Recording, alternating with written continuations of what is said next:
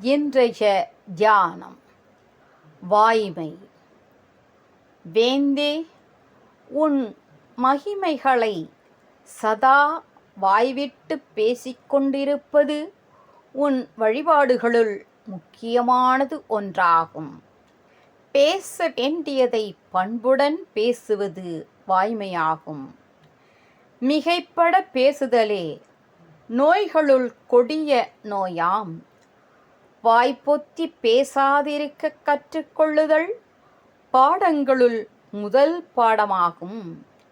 பிறகு பயன்படுவதையே பேச வேண்டும், அதையும் இன்சொற்களால் பேச வேண்டும்.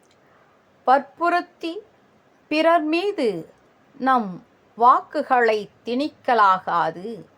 நாம் பேசியது போதவில்லை என்ற உணர்ச்சி கேட்பவரிடம் உண்டாகும்படி சுருங்கப் பேச வேண்டும்.